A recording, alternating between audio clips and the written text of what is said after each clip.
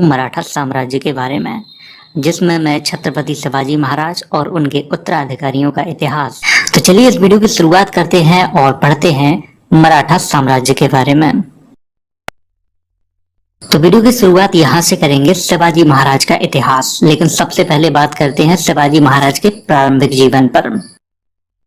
मराठा साम्राज्य का संस्थापक छत्रपति शिवाजी महाराज को माना जाता है।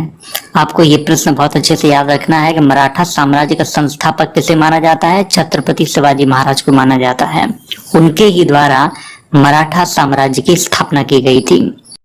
शिवाजी महाराज का जन्म अप्रैल 1627 में सिवनेर दुर्ग में हुआ था और ये पुणे के पास में है। शिवाजी महाराज के पिता का नाम शाहजी भोंसले एवं माता का नाम जीजाबाई था। शिवाजी महाराज के गुरु कोंडदेव थे, परंतु आध्यात्मिक क्षेत्र में शिवाजी महाराज के आचरण पर गुरु रामदास का काफी प्रभाव था। 1640 में शिवाजी महाराज का विवाह साईबाई निम्बालकर के साथ हुआ था और शिवाजी महाराज का संबंध भोंसले वंश से था। तो यहाँ पे आपको जितना ये मैंने हाईलाइट किया हुआ है ये आपको ध्यान रखना है। 1643 में शिवाजी महाराज ने सबसे पहले सिंहगढ़ का किला जीता था और इसके बाद 1646 में तोरण और राजगढ़, या कुछ इतिहासकारों ने रायगढ़ भी लिखा हुआ है, कि किलों पर अधिकार किया था। देखिए सिंहगढ़, एक बीच में एक फिल्म आई थी, उसका नाम था तानाजी। तानाजी जो मूवी बनाई गई थी, तो ये सिंहगढ़ के किले को उसमें दिखाया गया था। ये आपको यहाँ पे ध्यान रखना है, जिसे कोंढाना किला के नाम से भी जाना जाता था, लेकिन बाद में इसका नाम सिंहगढ़ कर दिया गया था। ये आपको यहाँ पे ध्यान रखना है। यहाँ पे बात करते हैं तोरण और राजगढ़ या रायगढ़ की। कुछ इतिहासकारों ने राजगढ़ लिखा है, कुछ ने रायगढ़ लिखा है, लेकिन सही रायगढ़ है। तो ये आपको यहाँ पे ध्यान रखना है। तो इन किलों पे अधिकार कर लिया था 1643 में शिवाजी महाराज ने। 1654 में शिवाजी महाराज ने पुरंदर का किला जीता था। पुरंदर भी पुणे के पास एक स्थान का नाम है, ये आपको ये ध्यान रखना है। और यहाँ पे एक संधि हुई थी, उसकी चर्चा मैं आगे करूंगा। 1656 में शिवाजी महाराज ने रायगढ़ को अपनी राजधानी बनाया था। 1657 में शिवाजी महाराज का पहली बार मुगलों से मुकाबला हुआ, जब अहमदनगर और जुन्नार पर उन्होंने आक्रमण किया था। शिवाजी महाराज ने सूरत को 2 बार लूटा था, एक बार 1664 में और दूसरी बार 1670 में लूटा था। आपको ये ध्यान रखना है कि सूरत को लूटने का मतलब ये है कि मुगलों को लूटा था, ना कि सूरत में रहने वाली जनता को। ये आपको यहाँ पर ध्यान रखना है। शिवाजी महाराज और राजा जयसिंह के मध्य में जून 1665 में पुरंदर की संधि हुई थी। हालांकि इसकी चर्चा मैंने अपने औरंगजेब वाले वीडियो में भी की थी, अगर आपको याद हो तो। यहाँ पे ये आपको याद रखना है, क्योंकि इसकी चर्चा इतिहास में बहुत होती है। अब बात करते हैं कि पुरंदर की संधि की जो प्रमुख शर्तें थीं वो क्या क्या थीं। नंबर 1, शिवाजी महाराज अपने 35 किलों में से 25 किले मुगलों को देंगे। नंबर 2, शिवाजी महाराज मुगलों की तरफ से युद्ध व सेवा करेंगे। नंबर 3, शिवाजी महाराज के पुत्र संभाजी को मुगल दरबार में 5000 का मनसब दिया जाएगा। तो ये प्रमुख शर्तें थी पुरंदर संधि की। वैसे तो और भी थी, लेकिन जो प्रमुख थी उन्हीं को मैंने यहाँ पे लिखा हुआ है। 12 मई 1666 ईस्वी को शिवाजी महाराज औरंगजेब से मिलने आगरा दरबार पहुंचे, परंतु दरबार में उचित सम्मान न मिलने के कारण वह बहुत क्रोधित हुए। फलस्वरूप उन्हें जयपुर भवन में कैद कर दिया गया था। 18 अगस्त 1666 को ही अपने पुत्र सहित शिवाजी महाराज भागने में सफल हुए थे। तो यहाँ पर मैं आपको थोड़ा समझा देता हूँ। जून 1665 में जब पुरंदर की संधि हुई थी, राजा जयसिंह और छत्रपति शिवाजी महाराज के मध्य में हुई थी। तो राजा जयसिंह ने उस समय कहा था कि आप आगरा दरबार में कभी आइए। तो उन्हीं के आमंत्रण पर शिवाजी महाराज मई 1666 में आगरा पहुंचे, लेकिन औरंगजेब ने दरबार में कोई भी उचित सम्मान नहीं किया था शिवाजी महाराज का। इसलिए वो बहुत क्रोधित हुए और उन्हें जयपुर भवन में कैद कर दिया था। किसने? औरंगजेब ने। ये तो वही बात हो गई कि तुमने किसी मेहमान को बुलाया अपने घर और फिर उसे कमरे में बंद कर दिया। तो ये अच्छी बात नहीं है ना। यही औरंगजेब ने शिवाजी महाराज के साथ किया था। लेकिन शिवाजी महाराज ने क्या किया था कि अगस्त 1666 में वो वहां से निकलने में कामयाब हो गए थे। 5 या 6 जून 1674 ईस्वी को रायगढ़ में शिवाजी महाराज ने अपना राज्य अभिषेक काशी के पंडित श्री गंगा भट्ट से करवाया था। देखिए यहाँ पे आपको ध्यान रखना है कि जून 1674 में रायगढ़ में शिवाजी महाराज ने अपना जो राज्य अभिषेक करवाया था वो किससे करवाया था? काशी के एक प्रसिद्ध विद्वान थे जिनका नाम श्री गंगा भट्ट था। कुछ इतिहासकारों ने गागा भट्टी भी लिखा हुआ है, लेकिन यहाँ पे आपको ये ध्यान रखना है। तो इनसे राज्य अभिषेक करवाया था 1674 में। शिवाजी महाराज के राज्य अभिषेक के अवसर पर एक नया संवत चलाया गया था और सोने के सिक्के तथा तांबे के सिक्के भी जारी किए गए थे और उन सिक्कों पर श्री शिवा छत्रपति लिखवाया गया था। और इसी अवसर पर शिवाजी महाराज ने क्या किया था कि उनकी दूसरी पत्नी थी जिनका नाम था सोयराबाई, तो सोयराबाई से पुनर्विवाह किया था और सोयराबाई को ही राजमहिषी की उपाधि दी थी। जून 1674 में ही शिवाजी महाराज की माता जीजाबाई का देहांत हो गया था। परिणाम स्वरूप शिवाजी महाराज का दूसरी बार राज्य अभिषेक हुआ। दूसरा राज्य अभिषेक 24 सितंबर 1674 ईस्वी को तांत्रिक तरीके से संपन्न हुआ और इस राज्य अभिषेक को निश्चलपुरी गोसाई नामक तांत्रिक से संपन्न कराया गया था। शिवाजी महाराज ने 1678 ईस्वी में जिंजी के किले पर अधिकार कर लिया था और जिंजी की विजय शिवाजी महाराज की अंतिम विजय मानी जाती है। देखिए ये एक बहुत ही अच्छा प्रश्न है कि शिवाजी महाराज की अंतिम विजय कौन सी थी? जिंजी विजय थी। ये आपको यहाँ पर ध्यान रखना है। 1678 में शिवाजी महाराज ने जिंजी पर अधिकार कर लिया था और इसी समय से शिवाजी महाराज का स्वास्थ्य दिन ब दिन गिरने लगा था। 3 अप्रैल 1680 को अत्यधिक ज्वर के कारण शिवाजी महाराज की मृत्यु हो गई थी। शिवाजी महाराज का अंतिम संस्कार सोयराबाई, जो शिवाजी महाराज की दूसरी पत्नी थी, उनके पुत्र राजा राम ने संपन्न किया था। शिवाजी महाराज की मृत्यु के बाद पुतलीबाई, जो शिवाजी महाराज की तीसरी पत्नी थी, सती हो गई थी। अब बात करते हैं शिवाजी महाराज के प्रशासन के बारे में। शिवाजी महाराज की सहायता और परामर्श के लिए 8 मंत्रियों की एक परिषद थी जिसे अष्ट प्रधान परिषद कहा जाता था। नंबर 1 पेशवा, ये प्रधानमंत्री होता था और इसका कार्य संपूर्ण राज्य की देखभाल करना होता था। नंबर 2 अमात्य, यह राज्य का अर्थ मंत्री होता था और इसका कार्य राज्य की आय तथा व्यय से संबंधित होता था। नंबर 3 वाक्यान्वेष या गृह मंत्री कह सकते हो, इसका कार्य सुरक्षा, गुप्तचर एवं सूचना विभाग के कार्यों की देखभाल करना होता था। नंबर 4 सुमंत, यह राज्य का विदेश मंत्री होता था। नंबर 5 चिटनिस या फिर सचिव कह सकते हो, इसका कार्य सरकारी दस्तावेजों को तैयार करना होता था। नंबर 6 सेनापति, सेना की भर्ती करना और सेना को संगठित करना इसका प्रमुख कार्य होता था। नंबर 7 न्यायाधीश, यह राज्य का मुख्य न्यायाधीश होता था।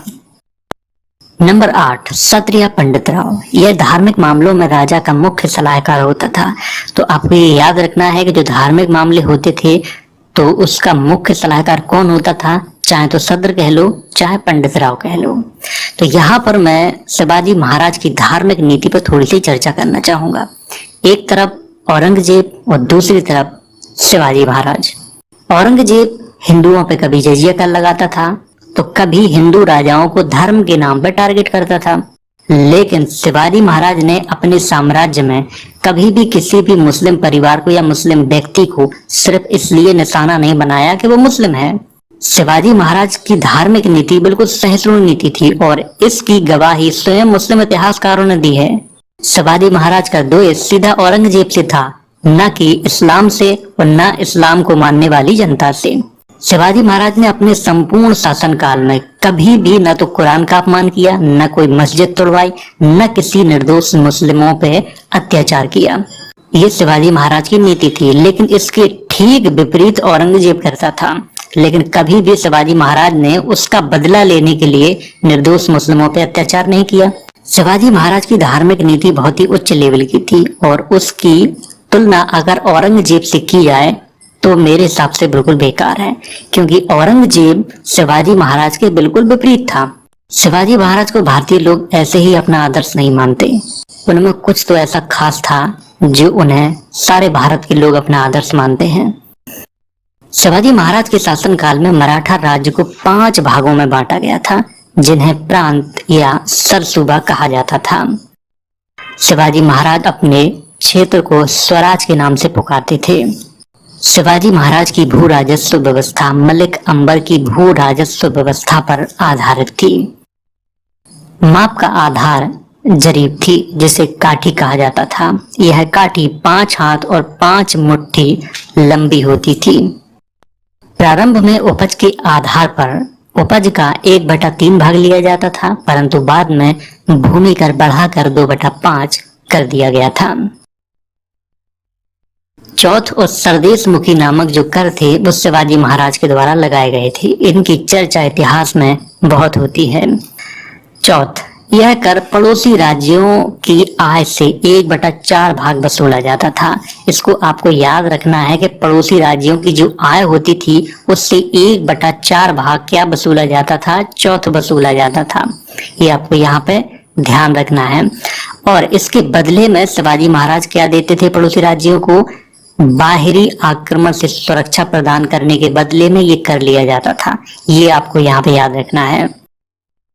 अब बात करते हैं सरदेश मुखी की। यह कर भी पड़ोसी राज्यों से ही वसूल किया जाता था और उस प्रदेश की भूमि कर का 10% लिया जाता था ये। और इसके बदले में शिवाजी महाराज वहां के लोगों को क्या देते थे? लोगों के हितों की रक्षा के बदले ये कर लिया जाता था। ये आपको यहाँ पे याद रखना है। तो चौथ और सरदेश मुखी, इनके बारे में इतिहास में बहुत चर्चा होती है। इनको बहुत अच्छे से आपको याद रखना है। अंग्रेज इतिहासकार स्मिथ ने शिवाजी महाराज के राज्य को डाकू राज्य कहा है। अंग्रेज तो कुछ भी कह गए हैं, अंग्रेजों की बातों पर ध्यान नहीं देना है। मुगल शासक औरंगजेब शिवाजी महाराज को पहाड़ी चूहा कहकर पुकारता था, क्योंकि महाराष्ट्र पहाड़ी क्षेत्र है और आगरा और दिल्ली इतना पहाड़ी क्षेत्र नहीं है जितना कि महाराष्ट्र है। इसीलिए औरंगजेब शिवाजी महाराज को हमेशा पहाड़ी चूहा कह के पुकारता था। मराठा इतिहासकार जदुनाथ सरकार ने शिवाजी महाराज के शासनकाल को मध्ययुगीन राजतंत्र की एक अनोखी घटना बताया है। तो ये तो था छत्रपति शिवाजी महाराज का इतिहास, और जो जो परीक्षा की दृष्टि से महत्वपूर्ण था वो मैंने इस वीडियो में आपको बताया है। तो चलिए अब आगे बढ़ते हैं। तो अब बात करते हैं शिवाजी महाराज के उत्तराधिकारियों के बारे में। अभी मैं आपको क्या पढ़ा रहा था? शिवाजी महाराज के बारे में। 3 अप्रैल 1680 को शिवाजी महाराज की मृत्यु के बाद उनकी दूसरी पत्नी सोयराबाई से उत्पन्न पुत्र राजा राम सिंहासन पर बैठे, परंतु शिवाजी महाराज की पहली पत्नी के पुत्र संभाजी ने राजा राम को गद्दी से उतारकर 20 जुलाई 1680 को स्वयं सिंहासन पर बैठ गए थे। अब बात करते हैं संभाजी महाराज के इतिहास पर। संभाजी महाराज की मां का नाम साईबाई निम्बालकर था, जो छत्रपति शिवाजी महाराज की पहली रानी थी। संभाजी महाराज का जन्म 1657 में हुआ था। संभाजी महाराज के गुरु केशव भट्ट और उमाजी पंडित थे। संभाजी महाराज का विवाह येसुबाई से हुआ था, जिससे उन्हें एक पुत्र साहू उत्पन्न हुआ। संभाजी महाराज का राज्य अभिषेक जनवरी 1689 में हुआ था। संभाजी महाराज ने रायगढ़ को अपनी राजधानी बनाया था। फरवरी 1689 में संगमेश्वर के पास नावड़ी गांव में संभाजी महाराज और कवि कलश को मुगल सेनापति मुकर्रब खान ने बंदी बना लिया था और उन्हें बहादुरगढ़ लाया गया था। 3 मार्च 1689 को बहादुरगढ़ से कोड़ेगांव लाया गया और यहीं पर 11 मार्च 1689 को संभाजी महाराज और कवि कलश की हत्या कर दी गई थी। संभाजी महाराज की हत्या के बाद राजा राम ने सिंहासन प्राप्त किया था। संभाजी महाराज का शासनकाल 1680 से 1689 के मध्य में था। अब बात करते हैं राजा राम के बारे में। राजा राम शिवाजी महाराज की दूसरी पत्नी सोयराबाई के पुत्र थे। राजा राम का राज्य अभिषेक 1689 में ही हुआ था और 1689 ईस्वी में ही मुगलों ने जुल्फिकार खां के नेतृत्व में जिंजी का घेरा डाला और 8 वर्षों तक राजा राम जिंजी के किले में कैद रहे थे।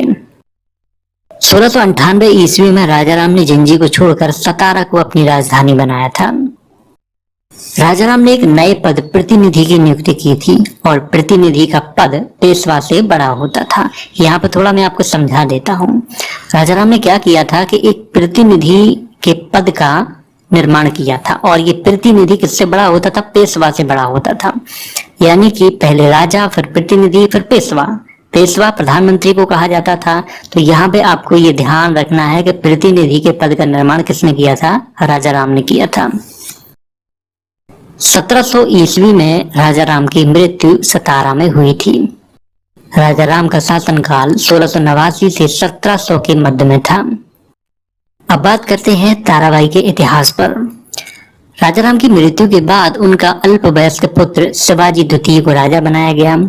अल्पवयस्क था तो इसीलिए ताराबाई उसकी संरक्षिका बन गई थी और ताराबाई का जो शासनकाल माना जाता है वो 1700 से 1707 के मध्य में माना जाता है। अब बात करते हैं साहू जी के इतिहास पर। साहू जी संभाजी महाराज के पुत्र थे। 1707 ईस्वी में खेड़ा का युद्ध हुआ था और ये युद्ध साहू जी और ताराबाई के मध्य में हुआ था, जिसमें ताराबाई की हार हो गई थी और वह भागकर दक्षिणी महाराष्ट्र में चली गई थी। साहू जी ने क्या किया था कि सतारा को अपनी राजधानी बनाया और यहीं पर 1708 में अपना राज्य अभिषेक करवाया था।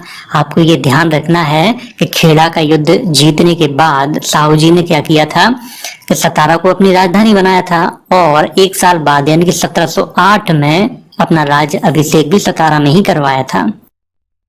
साहू जी ने राज्याभिषेक के अवसर पर बालाजी विश्वनाथ को सेना करते यानी कि सेना को संगठित करने वाला के पद पे नियुक्त किया था। किसको नियुक्त किया था? बालाजी विश्वनाथ को किया था। ये यहाँ पे आपको याद रखना है। कब किया था? 1708 में किया था। आपको ये भी ध्यान रखना है कि किस पद पे किया था? सेना करते पद पे किया था, क्योंकि अभी आगे इनकी चर्चा होने वाली है बालाजी विश्वनाथ की।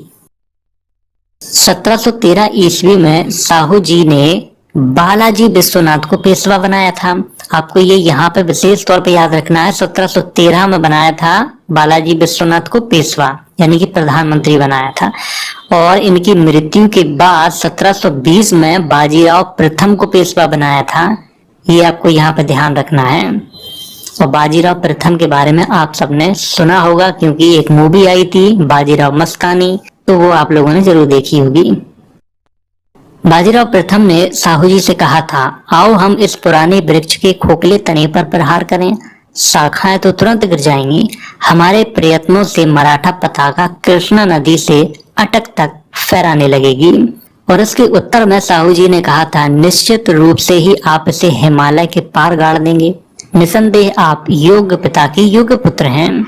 तो ये बाजीराव प्रथम ने किसके संबंध में कहा था कि आओ इस पुराने वृक्ष को? ये मुगलों के संबंध में कहा था। ये आपको यहाँ पर ध्यान रखना है। साहू जी का शासनकाल 1707 से 1749 के मध्य में था। अब बात करते हैं राजाराम द्वितीय के इतिहास पर। साहू जी के बाद राजाराम द्वितीय राजा हुए। 1750 ईस्वी में बालाजी बाजीराव और राजाराम द्वितीय के मध्य संगोला की संधि हुई और इस संधि के अनुसार मराठा साम्राज्य का वास्तविक नेता पेशवा को बनाया गया तथा मराठा छत्रपति नाम मात्र के प्रधान रह गए थे। तो यहाँ पर थोड़ा समझ लेते हैं। देखिए, राजाराम द्वितीय के शासनकाल में 1750 में क्या हुआ था कि बालाजी बाजीराव और राजाराम द्वितीय के मध्य में एक संगोला की संधि हुई थी और उस संधि के अनुसार मराठा साम्राज्य का जो वास्तविक नेता था, जिसके पास सारी शक्तियां थी, तो वो किसको बनाया गया था? वो पेशवा को बनाया गया था। तो संगोला संधि की प्रमुख शर्तों पर चर्चा करते हैं।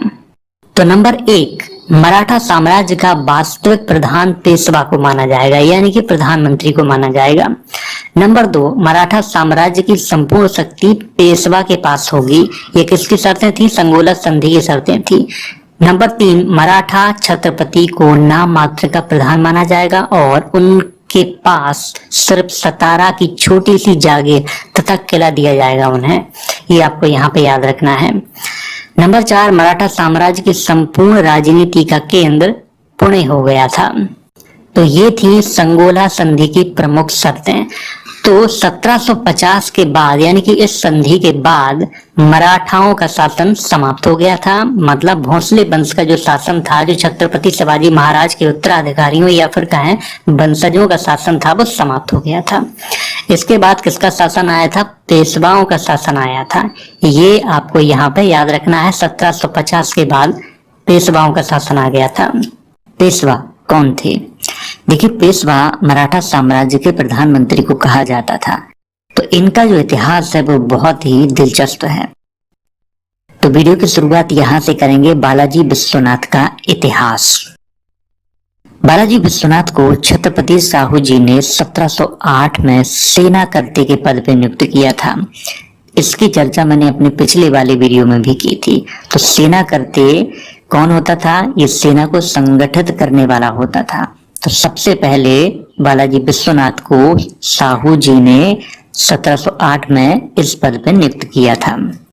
1713 में छत्रपति साहू जी ने बालाजी विश्वनाथ को पेशवा के पद पर नियुक्त किया था। ये प्रश्न बहुत बार एग्जाम में पूछा गया है, इसको आपको विशेष तौर पर याद रखना है। पेशवा के पद पर 1713 में नियुक्त किया था, उससे पहले सेना कर्ते के पद पर नियुक्त किया था। बालाजी विश्वनाथ को मराठा साम्राज्य का दूसरा संस्थापक माना जाता है। पहला संस्थापक किसको माना जाता है? छत्रपति शिवाजी महाराज को माना जाता है। और दूसरा संस्थापक किसको माना जाता है? बालाजी विश्वनाथ को माना जाता है। ये प्रश्न बहुत ही महत्वपूर्ण है। 1719 में मुगल बादशाह की ओर से सैयद हुसैन अली और बालाजी विश्वनाथ के मध्य एक संधि हुई और इस संधि को इतिहास में दिल्ली की संधि के नाम से जाना जाता है। इस संधि के अनुसार मुगल बादशाह रफी उद दरजात ने छत्रपति साहू जी को महाराष्ट्र का स्वामी मान लिया था और दक्षिण में चौथ तथा सरदेश मुखी कर वसूलने की आज्ञा दे दी थी। तो यहाँ पे थोड़ा मैं आपको समझा देता हूँ। देखिए, एक संधि हुई थी, दिल्ली की संधि के नाम से जाना जाता है, ठीक है। उसके अनुसार रफी उद दरजात ने क्या किया था, क्योंकि उस समय मुगल बादशाह रफी उद दरजात ही था, तो उसने छत्रपति साहू जी महाराज को क्या किया था, महाराष्ट्र का स्वामी मान लिया था और दक्षिण में चौथ और सरदेश मुखी कर जो थे उन्हें वसूलने की आज्ञा भी दे दी थी। रिचर्ड टेम्पल ने इसी संधि को मराठों का मैग्ना कार्टा कहा है। मैग्ना कार्टा का मतलब होता है महान अधिकार पत्र। ये आपको यहाँ पे ध्यान रखना है। किस संधि को कहा था? दिल्ली की संधि को कहा था, क्योंकि इसी संधि से महाराष्ट्र का स्वामी किसने मान लिया था? रफी उद दरजात ने मान लिया था। बालाजी विश्वनाथ का शासनकाल 1713 से 1720 के मध्य में था। तो यहाँ पे बालाजी विश्वनाथ का जो शासनकाल है पेशवा के रूप में, वो 1713 से 1720 के मध्य में था। अब बात करते हैं बाजीराव प्रथम के इतिहास पर। बालाजी विश्वनाथ की मृत्यु के बाद उनके पुत्र बाजीराव प्रथम को पेशवा बनाया गया था। कब बनाया गया था? 1720 में बनाया गया था। बाजीराव प्रथम ने हिंदू पद पातशाही के आदर्श का प्रचार किया और इसे लोकप्रिय बनाया था। बाजीराव प्रथम ने मुगल साम्राज्य के प्रति अपनी नीति की घोषणा करते हुए कहा था, हमें इस जर्जर वृक्ष के तने पर प्रहार करना चाहिए, शाखाएं तो तुरंत ही गिर जाएंगी। बाजीराव प्रथम ने मार्च 1728 में पालखेड़ा के निकट निजाम को पराजित किया था और उससे मुंगी सिवा गांव की संधि की और इस संधि के तहत निजाम ने क्या किया था कि छत्रपति साहू जी को चौथ व सरदेश मुखी कर देना स्वीकार किया था। देखिए, निजाम हैदराबाद का शासक था, ये आपको यहाँ पे याद रखना है। तो 1728 में किस किस के मध्य में युद्ध हुआ था? बाजीराव प्रथम और निजाम के मध्य में हुआ था, जिसमें मुंगी सिवा गांव की संधि हुई थी और उस संधि के अनुसार क्या हुआ था, चौथ और सरदेश मुखी जो कर थे वो निजाम ने स्वीकार कर लिए थे। 1728 ईस्वी में ही बुंदेला राजा छत्रसाल ने बाजीराव प्रथम से सहायता मांगी। बाजीराव प्रथम ने छत्रसाल की सहायता की और मुगलों द्वारा जीते गए सभी क्षेत्र वापस छीन लिए थे। इसी अवसर पर बुंदेला राजा छत्रसाल ने अपनी पुत्री मस्तानी का विवाह बाजीराव प्रथम से किया था तथा कालपी, सागर, झांसी को जागीर के रूप में भेंट किया था। यहाँ पर थोड़ी सी चर्चा करना चाहूंगा। कुछ समय पहले एक फिल्म आई थी, उसका नाम था बाजीराव मस्तानी।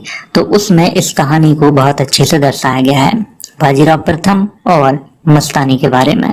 मस्तानी छत्रसाल की पुत्री का नाम था। हालांकि कुछ इतिहासकारों ने उसे पुत्री नहीं बल्कि नर्तकी लिखा हुआ है।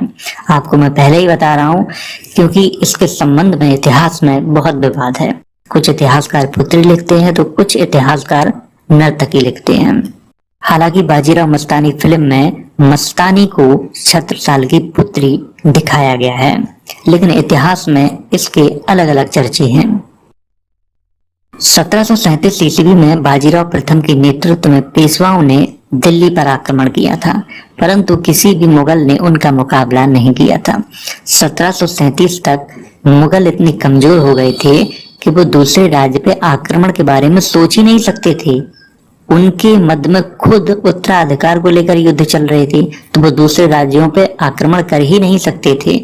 इसीलिए 1737 में पेशवाओं का किसी भी मुगल ने मुकाबला नहीं किया था। बाजीराव प्रथम ने 1738 ईस्वी में गुजरात को अपने साम्राज्य में शामिल कर लिया था। बाजीराव प्रथम के ही शासनकाल में राणोजी सिंधिया ने मालवा में सिंधिया वंश की स्थापना और इसकी राजधानी कहाँ बनाई थी? पहले तो उज्जैन बनाई थी, लेकिन बाद में ग्वालियर में राजधानी को बनाया था। इसी समय मालवा के एक भाग पर मल्हार राव होलकर ने इंदौर में होलकर वंश की स्थापना की थी और पिलाजी गायकवाड़ ने अपना राज गुजरात में स्थापित किया था और बड़ौदा को अपनी राजधानी बनाया था। तो यहाँ पर जो मैंने हाईलाइट किया हुआ है, इसको आपको विशेष तौर पे याद रखना है। तो ये सब किसके शासनकाल में हुआ था? ये सब बाजीराव प्रथम के शासनकाल में हुआ था। बाजीराव प्रथम का शासनकाल 1720 से 1740 के मध्य में था। आपको ये यहाँ पे ध्यान रखना है, शासनकाल 1720 से 1740 के मध्य में था। बाजीराव प्रथम का नाम सभी पेशवाओं से अलग माना जाता है। ऐसा क्यों? क्योंकि इनके शासन करने का जो तरीका था वो बहुत ही अलग था, सभी पेशवाओं से अलग था। अगर आप कभी पुणे गए हो तो शनिवार बाड़ा पे इनकी एक मूर्ति लगी हुई है। ये जो सामने आपको दिखाई दे रही है, यही मूर्ति है। बाजीराव प्रथम के बारे में जितने शब्द कहूँ उतने कम ही हैं। अब बात करते हैं बालाजी बाजीराव के इतिहास पर। बालाजी बाजीराव को नाना साहब के नाम से भी जाना जाता है। ये आपको यहाँ पर ध्यान रखना है कि नाना साहब के नाम से किसको जाना जाता है? बालाजी बाजीराव को जाना जाता है। बालाजी बाजीराव नाम मात्र के पेशवा थे, परंतु वास्तविक शक्ति उनके चचेरे भाई सदाशिवराव भाऊ के हाथों में थी।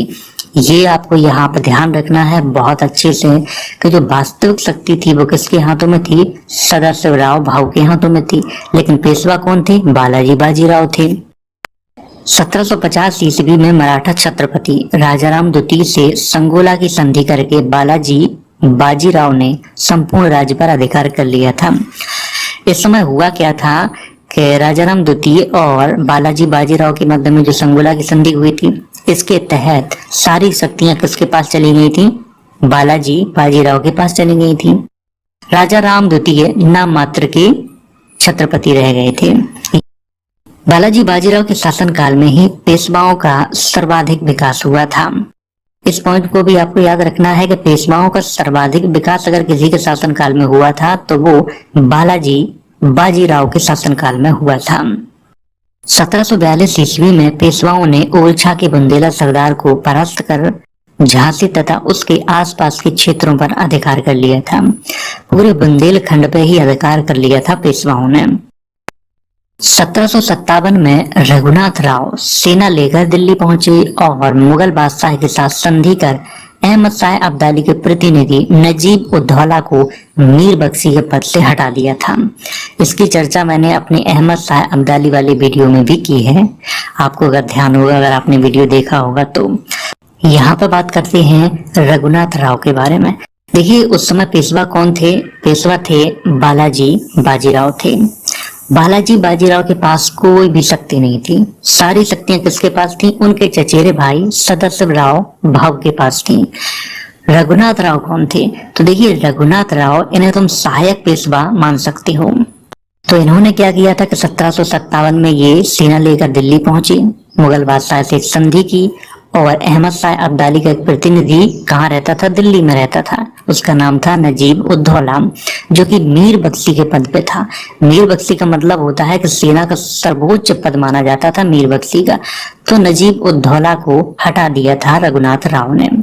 1757 में पेशवा इतने ताकतवर हो गए थे कि मुगल जो बादशाह थे उन्हीं के कब्जे में रहते थे।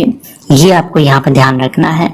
मुगलों का कोई शासन नहीं रह गया था, नाम मात्र के मुगल रह गए थे। आप ये जो मैप देख रहे हैं इसमें जो जितना भगवा कलर आपको दिखाई दे रहा है, पेशवाओं का शासन यहाँ तक था। दिल्ली के जो शासक थे वो नाम मात्र के शासक थे, वास्तविक जो शक्तियां थी वो पेशवाओं के पास में थी। 1758 में रघुनाथ राव पंजाब पहुंचे और वहां से अहमद शाह अब्दाली के अधीन शासकों को पराजित किया, जिससे अहमद शाह अब्दाली नाराज हो गया और उसने मराठों या पेशवाओं से बदला लेने के लिए फिर से भारत पे आक्रमण किया था। 1759 में अहमद शाह अब्दाली ने पंजाब पे अधिकार कर लिया था और दिल्ली की ओर आगे बढ़ा। यहाँ पर थोड़ा मैं आपको समझा देता हूँ। 1758 में रघुनाथ राव पंजाब पहुंचे थे। उन्होंने अहमद शाह अब्दाली के अधीन जितने भी शासक थे सबको खदेड़ दिया था पंजाब से और पंजाब को अपने अधीन कर लिया था।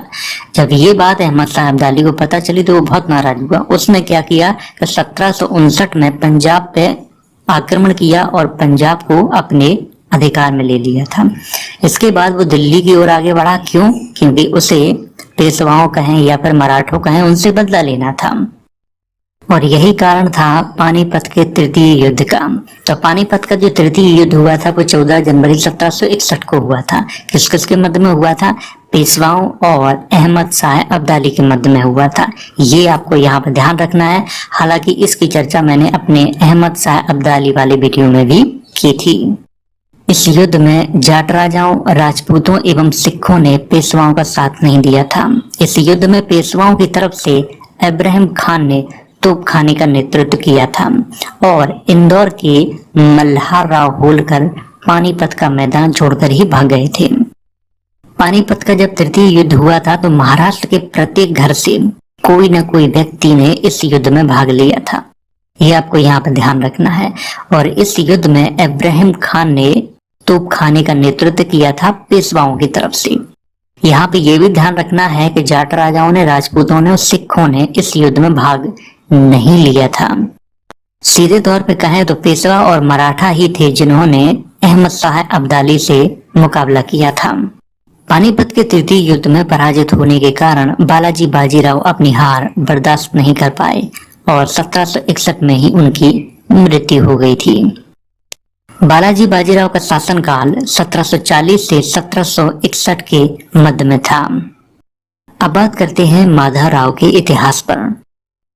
पेशवा माधवराव ने हैदराबाद के निजाम और मैसूर के हैदर अली को चौथ देने के लिए मजबूर किया था।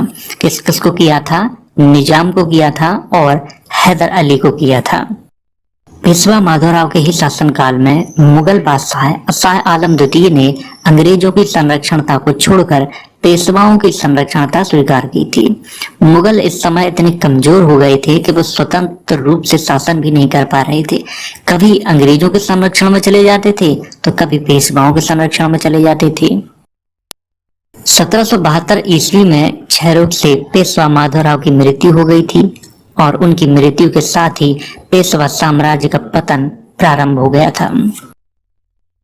पेशवा माधवराव को अंतिम महान पेशवा माना जाता है। पेशवा माधवराव के बाद कोई भी पेशवा नहीं हुआ जिसने मराठा साम्राज्य को ऊंचाइयों तक पहुंचाया हो। तो ये आपको यहाँ पर ध्यान रखना है कि अंतिम महान पेशवा किसको माना जाता है? पेशवा माधवराव को माना जाता है।